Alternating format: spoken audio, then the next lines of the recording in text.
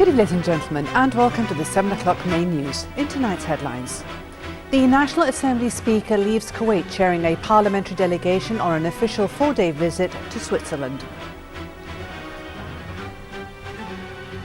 Violence continues in the Gaza Strip despite Egyptian call for a ceasefire as over 200,000 are displaced.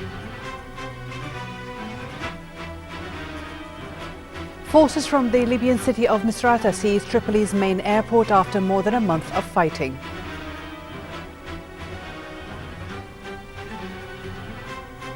And the death toll from huge landslides in Japan's Hiroshima prefecture has risen to 50, with at least 38 people still missing.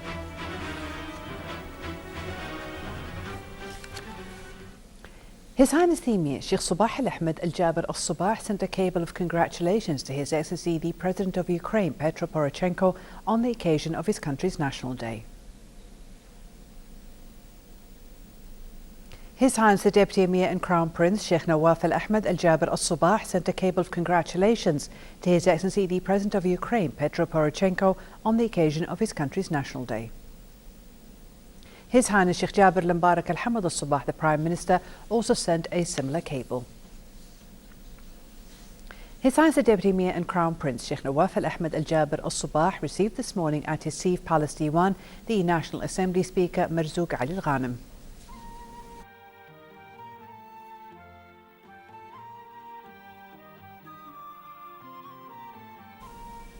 His Highness the Deputy Emir and Crown Prince then received His Highness Sheikh Jaber Al-Mbarak Al-Hamad Al-Sabah, the Prime Minister.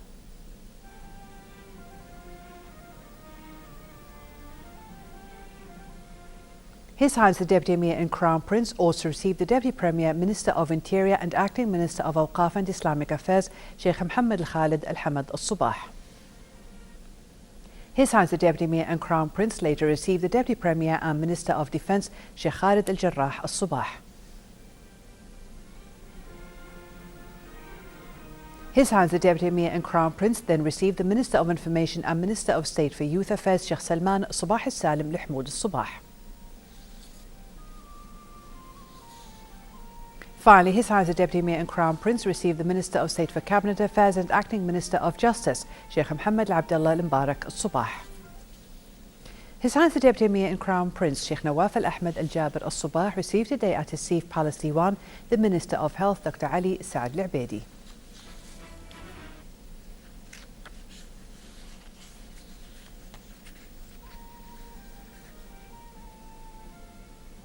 The National Assembly Speaker Marzouk Ali Al-Ghanem left Kuwait today chairing a parliamentary delegation on an official 4-day visit to Switzerland at the invitation of the Swiss Parliament.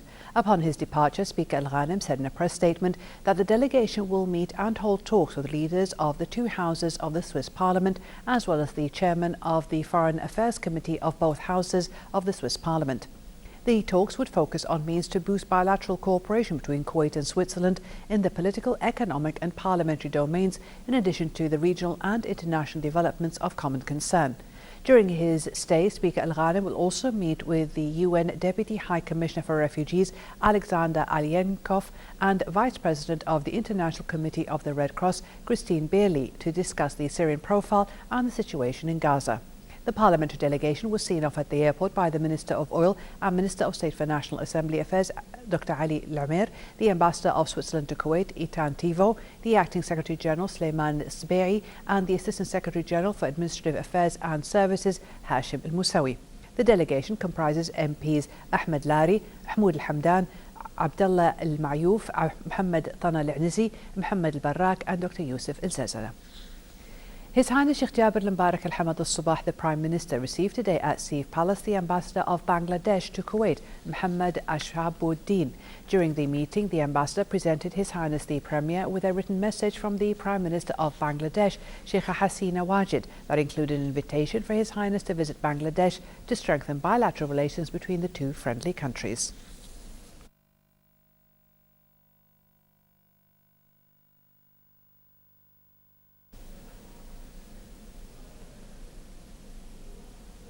Amid persistent violence, Egypt has urged Israel and the Palestinians to resume indirect talks in Cairo on a durable ceasefire.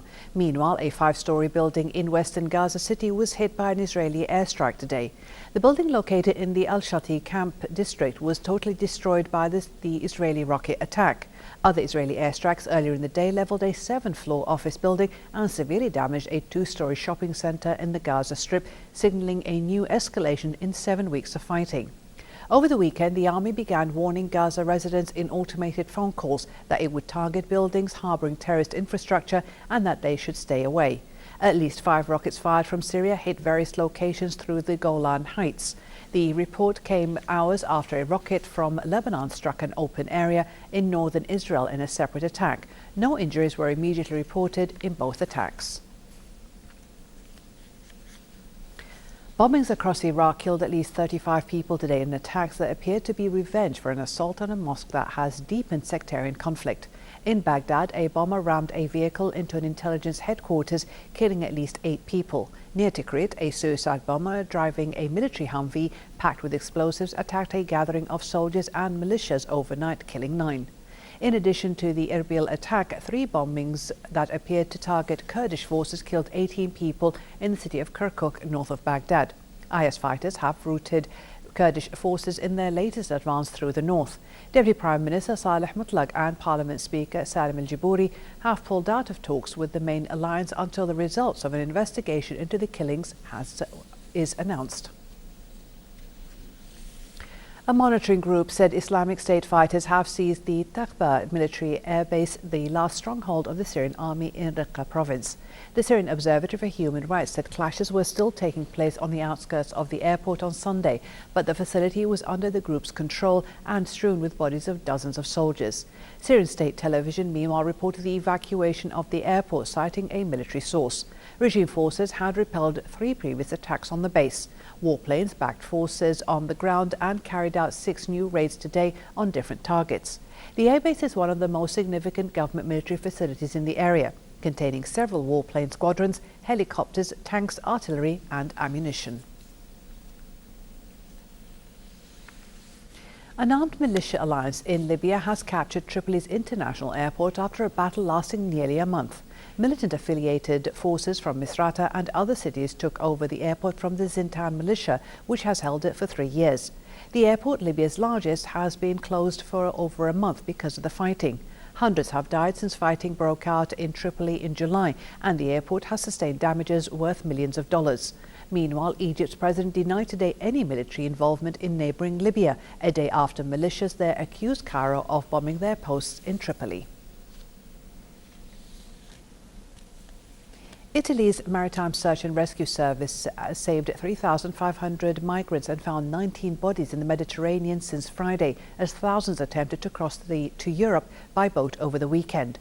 Calmer summer seas have led more people to make the perilous crossing this year from North Africa, pushing the number of arrivals into Italy since January past 100,000.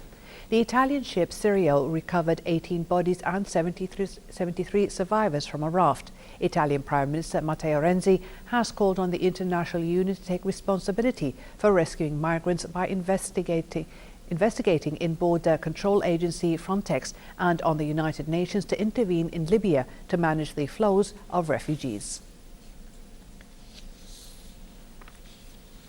Ukraine marked the 23rd anniversary of its independence from the former Soviet Union with a military parade through the capital Kiev, as its army continued to push for a decisive breakthrough against the pro-Russian separatists in the country's east. The events took place one day after German Chancellor Angela Merkel called for fresh talks to resolve the crisis during a visit to Kiev. Ukraine President Petro Poroshenko said Ukraine would increase military spending by $3 billion by 2017. Meanwhile, Russian-backed rebels in the eastern city of Donetsk held a parade of their own and marched prisoners of war through the center of town at gunpoint.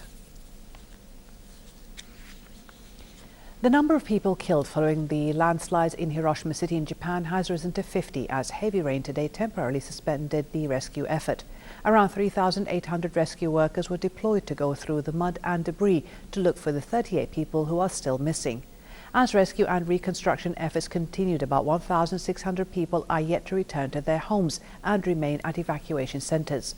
Meanwhile, a seminar was held in Hiroshima today to introduce city housing to those whose houses were damaged by the landslides.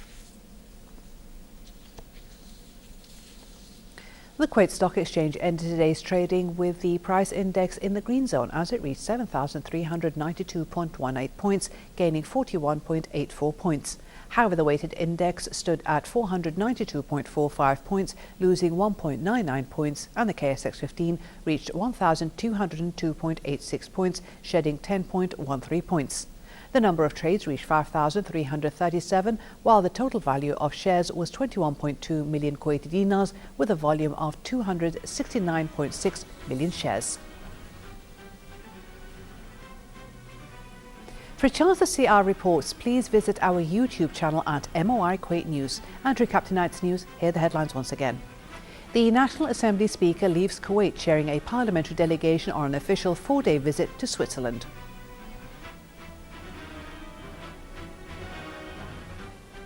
Violence continues in the Gaza Strip despite Egyptian call for ceasefire as over 200,000 are displaced.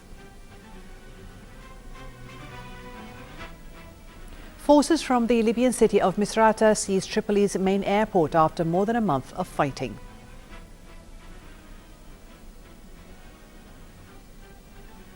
And the death toll from huge landslides in Japan's Hiroshima prefecture has risen to 50, with at least 38 people still missing.